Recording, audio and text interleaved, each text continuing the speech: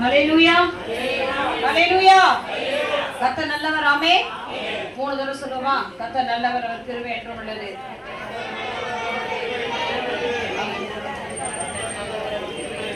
ஹல்லேலூயா. பக்கத்துல கை பிடிச்சு சொல்லுங்க. சந்தோஷமா இருக்கீங்களா? நல்லா சொல்லுங்க. சந்தோஷமா இருக்கீங்களா? ஹல்லேலூயா. கர்த்தர் நல்லவர். ஆமென். நமக்கு இருக்கிறது ஒரே ஒரு பண்டிகை தான். ஆமென். பாவம் நம்மள அப்படிதானே? ஆமா சொல்லுங்க. அநேகருக்கு நிறைய பண்டிகைகள் இருக்கு. இந்துல நம்ம இருக்கும் போது நிறைய பண்டிகைகள். ஆனால் நமக்கு கிறிஸ்தவர்களாகிய நமக்கு இந்த கிறிஸ்துமஸ் மட்டும் தான் நமக்கு பண்டிகையாக கொடுக்கப்பட்டிருக்கிறது. அதனால நம்ம என்ன பண்றோம்? இந்த நாட்களை கொஞ்சம் விசேஷமாய் நம்ம கொண்டாடுகிறோம். ஹல்லேலூயா. ஆனாலும் நாம் இயேசு கிறிஸ்துவின் பிறப்பை குறித்து இன்னும் ஓடிக்கொண்டிருக்கிற கூட்டம் அல்ல. எத்தனை பேர் ஆமென் சொல்றீங்க? அவர் வருகைக்காக காத்திருக்கிறோம். ஆமென் சொல்லுங்க. பக்கத்துல கைப்பிடிச்சு சொல்லுங்க. அவருடைய வருகைக்காக நம்ம ரெடி ஆயிட்டு இருக்கிறோம். ரொம்ப அழகா இருக்கிறீங்க எல்லாம். ரெயின்போ மாதிரி கலர் கலரா அழகா இருந்திருக்கீங்க. பக்கத்துல கைப்பிடிச்சு சொல்லுங்க. ரொம்ப அழகா இருக்கீங்க. உண்மையா சொல்லுங்க. ரொம்ப அழகா இருக்கீங்க. உண்மையாவே நம்ம குட்டீஸா ரொம்ப அழகா இருக்காங்க. ஆமென். ஹல்லேலூயா. சரி, இன்னைக்கு எத்தனை நாள்? அப்படியா? கிறிஸ்துமஸ் என்னது? இயேசுப்பா பிறந்த நாள். யார் சொல்லுது? இன்னைக்கு தான் பிறந்தாரா? வசனாதாரம் ஏதாவது இருக்கா? வேதாகமத்துல எல்லாத்துக்குமே பழைய ஏற்பாட்டின் காலத்துல பார்க்கும் பொழுது ஆண்டவர் மாதத்தையும் வருஷத்தையும் நாட்களையும் சொல்லி சில இடங்களை தீர்க்கதரிசனம் சொல்லி இருக்கிறதை நம்ம பார்க்க முடியும். பைபிள் வாசிக்கிறவங்களுக்கு தான் தெரியும், வாசிக்காதவங்க தெரியாது. அப்படியே அப்படி கொடுத்துருக்காரா அப்படின்னு நினைப்பாங்க. ஆனா வேதத்துல பார்க்கும் பொழுது எல்லாவற்றுக்குமே வருஷத்தையும் மாதத்தையும் நாட்களையும் நியமித்து சொன்ன நம்ம ஆண்டவராகிய இயேசு கிறிஸ்து அவருடைய பிறப்பு எப்ப அப்படின்னு சொல்லி அவர் என்ன பண்ணல சொல்லுங்க. எங்க பிறந்தார்? அவரு பெத்லகேம்ல பிறந்தாரு. எந்த இடத்துல பிறந்தாரு? தாவீதின் ஊரில் பிறந்தாரு. எந்த இடத்துல? இடம்னா அவரு மாட்டு தொழுவா? மாட்டு தொழுவமா? மாட்டு தொழுவம் தானா? அப்படியா? வசனத்தை எடுங்க, வாசிப்போம். சத்திரத்துல கூட உங்களுக்கு என்ன இல்ல? குடிமதிப்பு எழுதும்படிக்கு அங்க என்ன பண்றாங்க? அபசுராயினால கட்டளை பிறக்கப்பட்ட பொழுது யோசேப்பு மரியாதை கூட்டிட்டு போறாரு. கிளம்பி போகும் பொழுது அந்த இடத்துல என்ன ஆயிடுச்சு? அவளுக்கு பிரசவ காலம் நேரிட்டபடியினாலே எப்பவுமே ஒரு ஊரை விட்டு ஊருக்கு போனா என்ன பண்ணுவாங்க? சத்திரத்துலதான் போய் இடம் கேட்டு அங்க தங்குவாங்க. ஆனா அங்க சத்திரத்துல கூட யாருக்கு கிடைக்கல. ஆமா, இயேசு கிறிஸ்து வயிற்றுல மரியாள் வயிற்றுல இருக்கும் பொழுது மரியாளுக்கும் யோசேப்புக்கும் சத்திரத்துல கூட இடம் கிடைக்கல. அந்த வசனம் எங்க இருக்கு? யார் கரெக்டா சொல்லுங்க பாப்போம். லூக்கா சுவிசேஷம் வசனம் சொல்லி வாசிங்க. சீக்கிரமா வாசிங்க. நான் சீக்கிரமா முடிக்க விரும்புகிறேன்.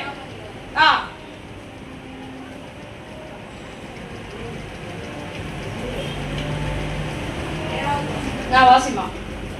அவள் தன் முதற் பேரான குமாரனை பெற்று சத்திரத்திலே அவர்களுக்கு இடமில்லாதிருந்தபடியினால் பிள்ளையை துணிகளில் சுற்றி முன்னணையில் கிடத்தினாள். லூக்கா எழுதின சுவிசேஷம் 2ஆம் அதிகாரம் 7ஆம் வசனம். இந்த முன்னணையில் அப்படின்னா என்ன அப்படின்னா, இதுல ஒரு பெரிய ஒரு சரித்திரமே இருக்குது. பாத்தீங்கன்னா நிறைய அந்த காலத்துல யூதர்கள் பாத்தீங்கன்னா நிறைய ஆடுகளை மேய்க்கிறவர்களா இருப்பார்கள். அதுல தலையீச்சுகளை ஆண்டவருக்காக எடுத்து வைப்பாங்க. அப்பதான் மேய்த்து கொண்டு வந்து அந்த ஆடுகள் முதல் பொழியிற அந்த ஆட்டுக்குட்டியை என்ன பண்ணுவாங்கன்னா ஒரு வெள்ளை துப்பட்டி ஒன்று வச்சிருப்பாங்களாம். என்ன? வெள்ளை துப்பட்டி. அது எப்பவுமே அந்த தொழுவத்துல இருக்கும். அந்த துப்பட்டியை எடுத்து தலையீற்றை மட்டும் என்ன பண்ணுவாங்க? சுத்தி முன்னாடி அந்த இடத்துல வச்சிருவாங்க. இந்த வெள்ளை துணியில சுற்றப்பட்டது கர்த்தருக்கென்று முதன்மையானது. எத்தனை பேர் முதல் பிள்ளைங்க வச்சிருக்கீங்க? யாரெல்லாம் ஃபர்ஸ்ட் பிறந்தவங்க? பெரியவங்க தான் சொல்லுங்க. யாரெல்லாம் ஃபர்ஸ்ட் பிறந்தவங்க? பெரியவங்கல்ல கை தூக்குங்க. நீங்க தான் ஆண்டவருக்கு விசேஷமானவர்கள். கையே இல்ல நிறைய பேர் வீட்டுல வச்சு வந்தீங்க. நீங்க நம்ம சபையில எல்லாம் கை நல்லா தூக்கி காட்டும். யார் முதன்மையா பிறந்தவர்கள்? தலையீற்றெல்லாம் கர்த்தருடையது. ஆண்டவருக்கு ரொம்ப பிரியமானவர்கள் முதன்மையா பிறக்கிறவர்கள். குடும்பத்துல முதன்மையா பிறக்கிறவர்கள் எல்லாம் ஆமா வேதாகமத்துல பழைய ஏற்பாட்டின்படி ஆண் பிள்ளைகள் தலையீற்றுகள் அவருக்கு பரிசுத்தமானது.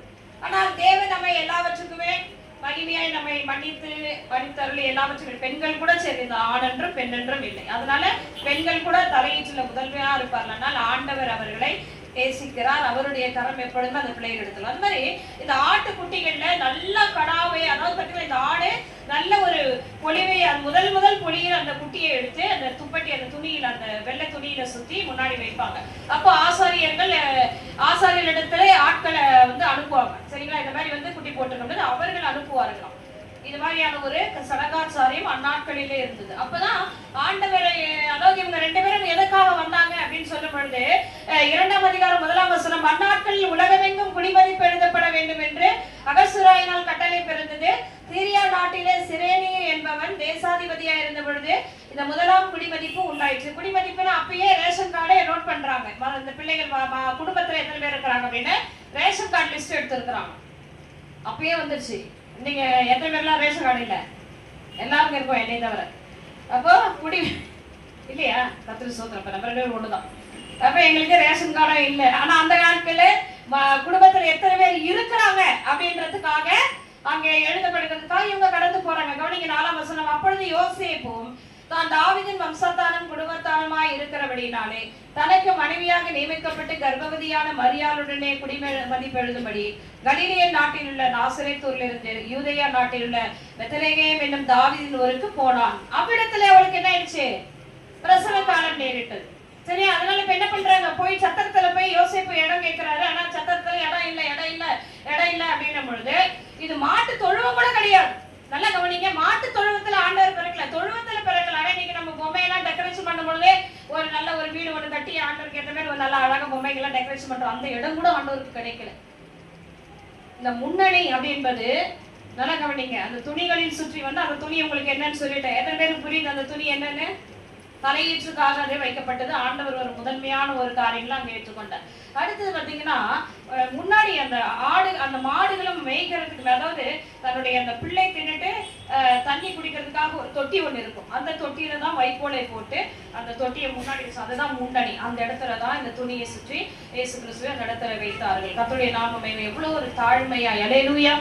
பரலோகம் எப்படிப்பட்டது என்பதை நம்முடைய வெளிப்படுத்தல் விசேஷம் 21ஆம் அதிகாரத்தை நோட் பண்ணீங்க, வீட்டுல போய் வாசிச்சு பாருங்க. எப்படியெல்லாம் இருக்குது, எத்தனை கற்கள், எத்தனை விதமான ஒரு மகிமையான ஒரு இடம். அந்த இடத்துல இருந்த அந்த தேவனாகிய கர்த்தர் மாம்சமாகி நமக்காக பூமியிலே கொடுக்கப்பட்டு அவ்வளோ தாழ்மையாய் அவர் பிறந்தார். அல்லேலூயா.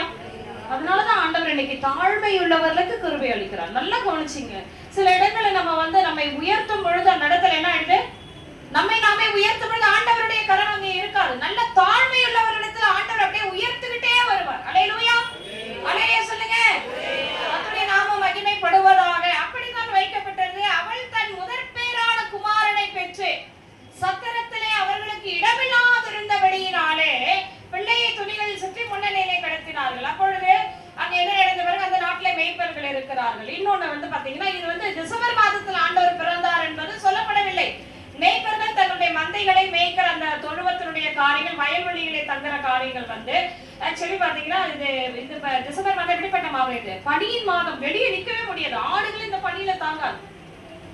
நல்ல ஒரு வெயிலின் உஷ்ணத்தின் நாட்கள்ல தான் அந்த மேய்ப்பர்கள் என்ன பண்ணிருக்கிறாங்க? இந்த இரவில தங்கி இருக்கிறார்கள். அதனால இன்னைக்கு நிறைய காரியங்கள், இப்ப கிறிஸ்துமஸ் பத்தி நம்ம ரொம்ப டீப்பா உள்ள போனோம். ஐயோ நமக்கு பண்டிகையே இல்லையா அப்படின்னு நீங்க அழுது உட்கார்ந்துருவீங்க.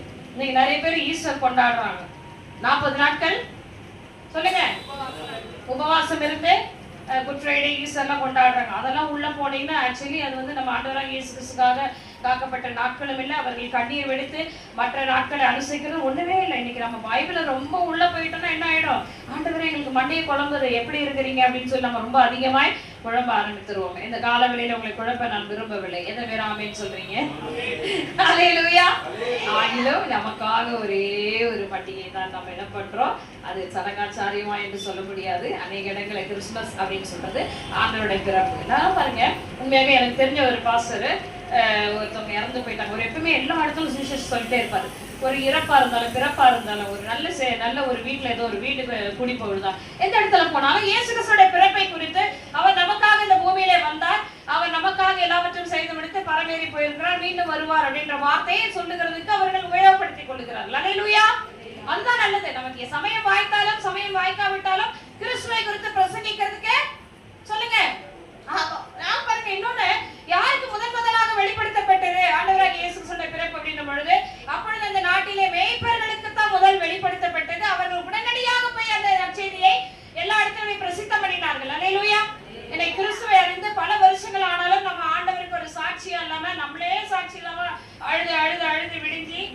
சாப்பாடு வடிச்சு அப்படியே வெந்து போய் அப்படியே உட்கார்ந்துருப்போம். அப்படி இராதபடிக்கு இந்த கிறிஸ்துமஸினுடைய நன்னாளிலே ஆண்டவரை வெளிப்படுத்துகிற பிள்ளைகளாய் இருங்கள். உண்மையாக வேதத்தின்படிக்கு பிற தேவன் பிறந்த நாட்கள் இது அல்ல. சரியா? ஒருவேளை முன்னோர்கள், நமக்கு முன்னோர்கள் அப்படிப்பட்ட ஒரு நாட்கள் வைத்திருக்கிறபடினால் இந்த நாட்களை நம்ம விசேஷமே கொண்டாடிட்டு இருக்கோம். ஸ்டாரை குறித்து சொல்லும் பொழுது உங்களுக்கு நல்லா தெரியும், சாஸ்திரிகளுக்கு அந்த ஸ்டார் பார்த்துதான் அவர்கள் என்ன பண்ணுகிறாங்க, இயேசு கிறிஸ்து பிறந்திருக்கிற அந்த காரியங்களை கேள்விப்பட்டு அந்த ஸ்டார் தான் அவங்களை வழி நடத்தி கொண்டு வருகிறது இல்லையா? நம்ம சச்சின் நேற்று தான் ஸ்டாரே கத்தோம்.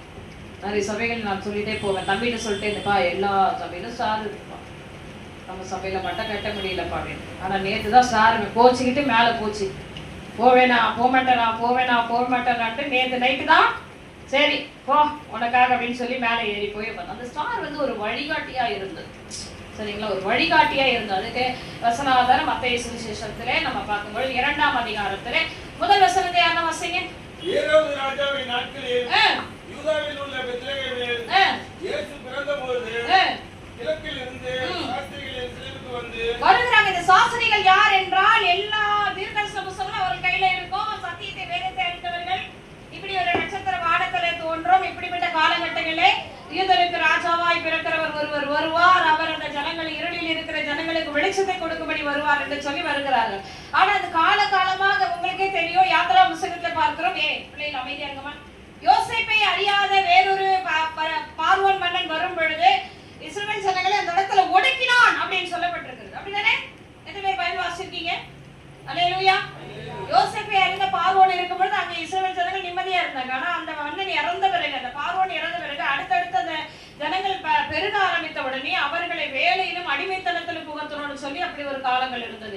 இங்கேயும் இந்த ஏரோது ராஜா என்ன பண்ணா, இந்த மாதிரி ஒரு நாட்கள் வரும் என்பதை காத்திருந்து, எந்த நாட்கள் அந்த நட்சத்திரங்கள் வெளிப்படும் ஒரு மன்னன் பிறப்பாரோ அப்பொழுது அவனுடைய தலையோ துண்டிக்கப்படும், இல்ல அவனுடைய ஆட்சிக்கு ஒரு பிரச்சனை வரும் என்பதனால அவன் பயந்து கொண்டிருந்தபடினாலதான் இந்த சாஸ்திரிகள் உள்ள வந்து சொல்றாங்க, பாருங்க, யூதருக்கு ராஜாவாக பிறந்திருக்கிறவர் எங்கே அப்படின்னு டைரக்டா கேட்கிறாங்க. பிறந்துட்டாரு எங்க? அந்த நட்சத்திரம் இருக்குமானால் அவர் பிறந்திருக்கணும் அப்படின்னு சொல்லி உள்ளாந்து கேட்கிறாங்க. அவருடைய வாசிங்க 2ஆம் வசனம். யூதருக்கு ராஜாவாக பிறந்திருக்கிறவர் எங்கே? கிழக்கிலே அவருடைய நட்சத்திரத்தை கண்டு அவரை பணிந்து கொள்ள வந்தோம் என்றார்கள். ஏரோது ராஜா அதை கேட்டபொழுது அவனும் அவனோடு கூட எருசலேம் நகரத்தார் அனைவரும் கலங்கினார்கள். ஏன் கலங்கணும்னா அவனுடைய ஆட்சியில் இப்படிப்பட்ட போராட்டங்கள் வரும் என்பதனாலே அவன் பயந்தான். அப்பதான் ஒரு முகாந்திரம் உண்டாக்குறான். என்ன பண்ணான், அந்த சாஸ்திரத்தை சொல்லி அனுப்புறான், நீங்க கண்டுபிடிச்சிட்டீங்கன்னா அவர் எங்க இருக்கான்னு சொல்லுங்க, நானும் வந்து பணிந்து கொள்ளுகிறேன்னு சொல்லுவான். ஆனாலும் சாஸ்திரிகளை தேவதூதனால் எச்சரிப்பு பெற்று அவர்கள் வேறு வழியாய் சென்றார்கள். ஆனாலும் அவர்களை வழிநடத்தும்படிக்கு அந்த நட்சத்திரம் என்ன பண்ணுச்சு, அவர்களை வழிநடத்தினது என்பதை நம்ம பார்க்கிறோம். வாசிங்க பார்ப்போம். 6ஆம் வசனத்துல இருந்து வாசிங்க சீக்கிரமா. தேசத்தில் உள்ள பெத்லகேமே, யூதாவின் பிரபுக்களே சிறியதல்ல, என் ஜனமாகிய இஸ்ரவேலை ஆளும் பிரபு உன்னிடத்திலிருந்து புறப்படுவார் என்று தீர்க்கதரிசனத்தில் எழுதப்பட்டிருக்கிறது என்றார்கள். எப்படி ஆண்டவராகிய இயேசு கிறிஸ்து மேகா தீர்க்கதரிசன புத்தகம் 5ஆம் அதிகாரத்திலே 2ஆம் வசனத்திலே எல்லாவற்றிலுமே பெத்லகேம் அந்த ஊர் எப்படி இருக்கும், சின்ன ஒரு யூதேயாவிலே சின்ன ஊரா இருந்தாலும் இஸ்ரவேலை ஆளப்போகிற ராஜா உன்னிடத்துல பிறந்து வருவார். அந்த மாதிரி நம்மளும் வந்து நம்ம குடும்பத்துல நம்ம எப்படிப்பட்டவங்க, ஒண்ணுமே கிடையாது. நம்மளாம் ஒரு 10 பைசா கூட மதிக்க மாட்டாங்க, நம்ம பாஷையில் சொல்லணும். ஆனா தேவன் நம்மை தெரிந்து கொண்டார். அல்லேலூயா. கிறிஸ்துவை வெளிப்படுத்துகிறதுக்காக சொல்லுங்க, அவரை வெளிப்படுத்துகிறதுக்காக என்னை தெரிந்து கொண்டார். சொல்லுங்க, உரிமையா சொல்லுங்க, அவர் சந்தோஷப்படுவார். ஆமென். அவருடைய மகிமை வெளிப்படுகிறதுக்காக என்னை தெரிந்து கொண்டார். இயேசு கிறிஸ்து எப்படி ஒரு தாழ்மையிலிருந்து அவர் வெளியே வந்தார், அது போல நம்மையும் அப்படித்தான் ஆண்டவர் தெரிந்து கொண்டார். அப்புறம் அந்த நட்சத்திரத்தை 10ஆம் வசனத்திலே பார்க்கிறோம், அவர்கள் அந்த நட்சத்திரத்தை கண்டவர்கள் மிகுந்த ஆனந்த சந்தோஷம் அடைந்தார்கள். ஏன்னா அது கரெக்டா என்ன பண்ணிடுச்சு, பிள்ளை இருக்கிற அந்த இடத்துல வந்து நிக்குது. 9ஆம் வசனம், ராஜா சொன்னதை அவர்கள் கேட்டு போகையில் இதோ அவர்கள் கிழக்கிலே கண்ட நட்சத்திரம் பிள்ளை இருந்த சலத்திற்கு மேல் வந்து நிற்கும் வரை அவர்களுக்கு முன் சென்றது. கரங்களை தட்டி கர்த்தருடைய நாமத்தை வேண்டும். பகலிலே மேக சமமாய், இரவிலே அக்கினி சமமாய் இருந்து வழிநடத்துகிற சில இடங்கள்ல நமக்கு யாருமே தெரியாது, ஆனால் நமக்கு வந்து உதவி செய்வார்கள். வசனங்கள் இப்படி இருக்கு. ஆனாலும் கர்த்தருடைய பிறந்த நாள் இந்த நாட்களில் இல்லை. அதனால ஆகிலும் நாம் சந்தோஷமாய் கொண்டாடுவோம். ஆண்டவராகிய இயேசு கிறிஸ்துவை குறித்து அநேகரிடத்துல சொல்லுங்கள். அநேக காரியங்கள் இருக்கு, நேரம் இல்லாதாலும் நாம் முடிக்கிறோம். சரிங்களா? ஒருவருக்கொருவர் வாழ்த்துக்களை சொல்லிக் கொள்ளுங்கள். ஒரு முடிவு எடுங்க, ஆண்டவரை குறித்து நான் வருகிற ஆண்டிலே நான் ஆண்டவருக்காக ஊழியம் செய்வேன், தேவனுக்காக நான் எழுவேன் அப்படின்னு சொல்றேன். அந்த காரியங்கள் உங்களுடைய இருதயத்தில் இருக்கட்டும். எல்லாரும் கண்களை மூடி ஜெபிப்போம். Praise the lord. Thank you master. அல்லேலூயா. சர்வ வல்லமையுள்ள எங்கள் தேவனாகிய கர்த்தாவே, இந்த கிறிஸ்துமஸ் பிறந்த ஆண்டவரே, கிறிஸ்து பிறந்த நாட்கள் என்று சொல்லி உலகம் எல்லாம் அனுசரிக்கிற இந்த நாட்களிலே ராஜா, ஆவிக்குரிய பிள்ளைகளாக எங்களுக்கு தெரியும் இந்த நாட்கள் உங்களுடைய நாட்கள் அல்ல. ஆகிலும் எங்களுக்காக இந்த நீர் பூமியில வந்தீர் என்பதற்கு அநேக ஆண்டவரே காரியங்கள் இன்ன வரைக்கும் ஆண்டவரே ஒரு அடையாளமாக இருக்கப்பட்ட தகப்பனே, இந்த நாட்களிலே நாங்கள் உமக்கு முன்பதாக வந்து நிற்கிறோம். உம்மை குறித்து வெளிப்படுத்துகிற கருவிகளாக எங்களை பயன்படுத்துங்க ராஜா. இன்னும் எங்களை தாழ்மைப்படுத்துங்க, எங்களை இன்னும் ஆண்டவரை உயர்த்துங்க. அநேக இடங்களிலே உம்முடைய பிள்ளைகளாய் நாங்கள் உமக்கென்று பிரகாசிக்கிறவர்களாய், மலைமேல் இருக்கிற பட்டணமாய் உமக்கென்று எழுதி பிரகாசிக்க கர்த்தருடைய ஆவியானவர் உதவி செய்யுங்கப்பா. தொடர்ந்து உங்க நாமத்தை மேம்படுத்துங்க. எல்லா துதிகளை மகிமை உமக்கு செலுத்துகிறோம். இயேசுவின் மூலம் ஜெபிக்கிறோம் நல்ல பிதாவே, ஆமென். அல்லேலூயா. சரி, கர்த்தர் நல்லவர், அவர் கிருபை என்றும் உள்ளது. அப்படியே எழுந்து எல்லாரும் அப்படியே பேக்ல போயிருங்க, கொஞ்சம் அப்படியே தள்ளி உட்கார்ந்து